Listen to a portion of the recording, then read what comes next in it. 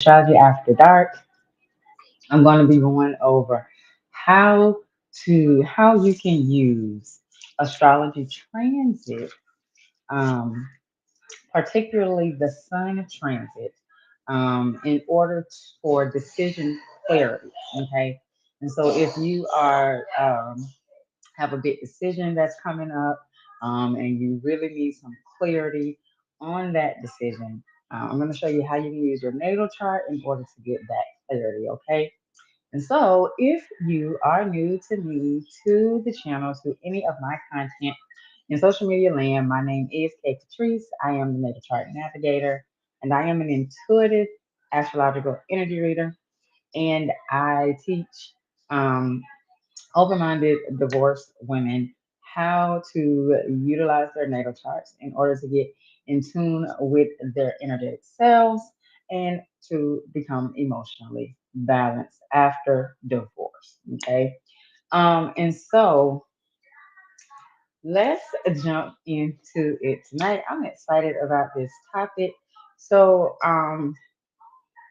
when it comes to making a decision, right? Especially a decision that's going to be something like a really big decision when it comes to changing careers or moving or having children or getting married, all of those really big decisions that we make in life.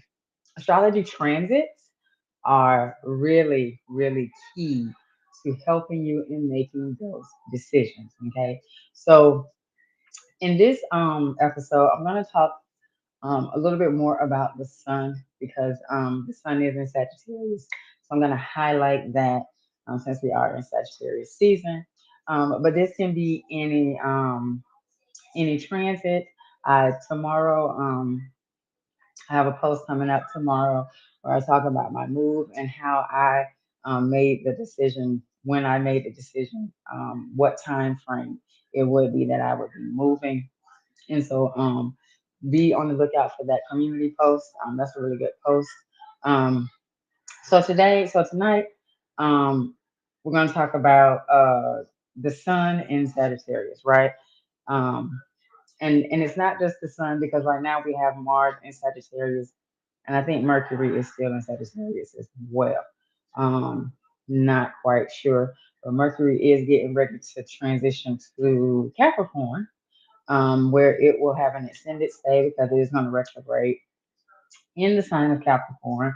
And so, yeah, that's going to be a good transit as well.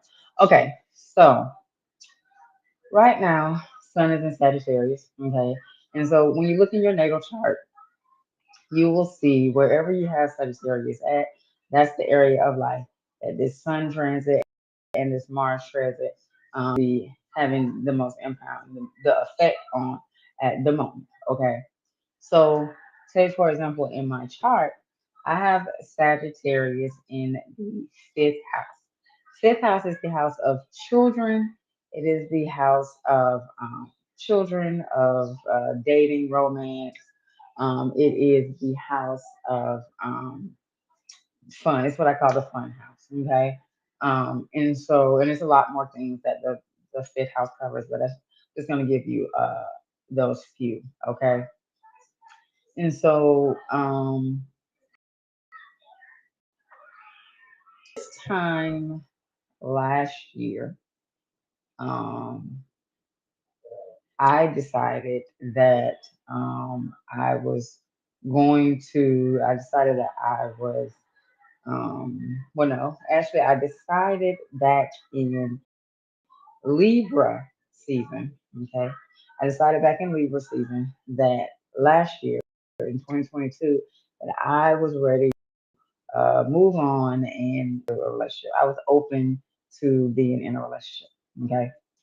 And so then when Venus, because Venus transited through Sagittarius last year, when Venus transited Sagittarius, okay, um, and the sun, when because Venus and the sun moved into Sagittarius, I think the same day. Okay. That's when I started talking to my guy. Okay. And so fifth is where I have Sagittarius. which is dating and romance. And so when I had already made the decision in Libra season. Now, Libra energy is the energy of the partner of partnerships, okay, and it's my third house of communication, okay. And I also have Mercury in Libra, so that's your thought process, okay. So that in Libra season was when I made that decision, okay, that you know what, I'm ready, partnership, and the sun was in Libra at that time. And so I was like, okay, I'm ready to do that, right? And so then when the sun moved into my fifth house, okay, I had already made the decision. And so then the opportunity presented itself, okay? And so when you are looking to make a decision about any area of your life, okay, the best time to execute whatever, so you make the decision and then you have to actually execute the decision, okay. And so the best time to execute that decision, depending upon what the decision is about, you want to wait until that area of life is highlighted. So when the sun and Venus, because Venus is love, okay, it's your love language, when they moved into um, when Venus moved into Sagittarius and the Sun moved into Sagittarius in my fifth house, that's when the opportunity presented itself for me to be in a relationship. Now, the Sun and Venus is, well, not Venus, the Sun and Mars, okay, this year is back in sign, it's in the sign of Sagittarius. And so I'm already in a relationship. So that part of the fifth house is not an area that I'm focused on per se. Is more so the creative side because fifth house is your creativity. So now my focus is I'm focused on the creative my creative side. Building up, growing this YouTube channel, um, growing my other YouTube channel for my insurance business, really, really getting those creative juices flowing and putting my all my energy into that. It is also the house of children, and so I have been very more, been more invested in my children, like in the activities that they have going on, and taking the time to spend more time with them, right? And so when you are looking at whatever area of life you're looking at, where you want to make a decision, pay attention to transit, what planet, I mean, what planet is going to be transiting that area of life. Now, if you want to make some changes in an area of life, but there's no transits going on in that at that time frame, you can look at that area of life and you can make decisions or set intentions, but they may not come into fruition or they may not get started until it's there's a transit in that's happening in that area of life. Okay. Now, the if you are new, if you have not gotten a copy of the framework, you can go right here on the screen. I have the link to my link tree. Get your free copy of the framework. In my framework, I discuss the three steps that I use when I'm looking at a natal chart. Step one is learning the natal placements, so learning the houses, the signs, the planets, what they represent. Two is learning the aspects, which is how the planets interact with each other. And then three is the transits. And the transits is what make your natal chart fluid. Okay, it's what makes it come alive. Okay, and so the placements, those are representative of you, and the transits is what makes it come alive. Okay, because your natal chart is a living document. Okay, it is a living document. Okay, and so that's what I have for tonight. Now, if you have any questions on that, okay, please feel free to leave questions in the chat, even if it's after the replay. Just put hashtag replay. So I know that you're watching on the replay.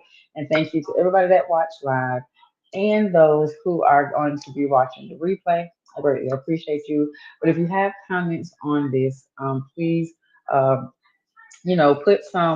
put them in. If you have comments or questions, put them in the chat.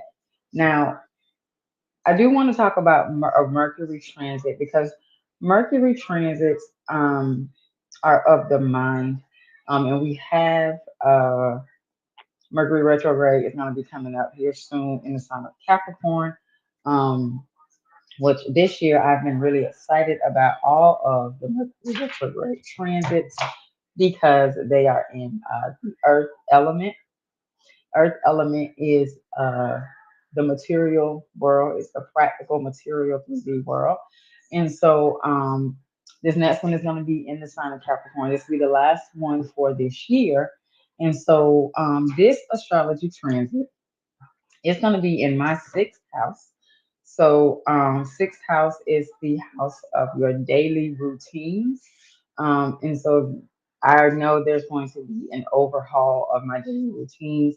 I've now that I've moved, um, and things have settled down as far as the transition from Florida to North Carolina. So now I can really, my family is kind of getting in the groove of, life here in a new state. And so now it's like I can really set um, a schedule and really get my daily routine in order. And this transit is really going to allow me to go back and look over how I set up my day, what is being accomplished, where are there opportunities that I can make changes.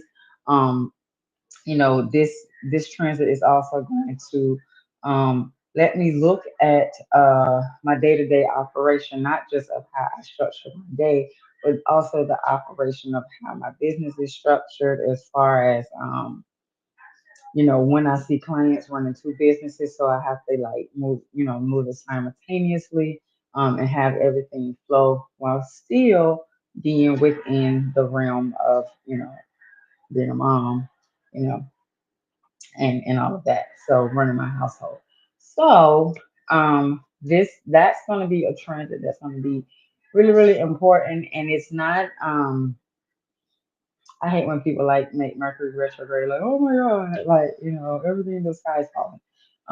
Because it's really a time. Retrogrades are a time for you to go over things, relook things, and see where you can make things better. And especially being in a sign of Capricorn. Capricorn is such an ambitious energy.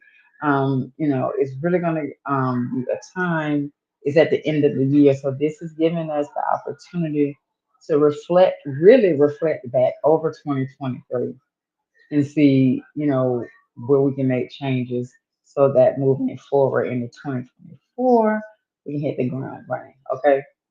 So that's how you can use astrology transits to help you when it comes to your decision making. Okay.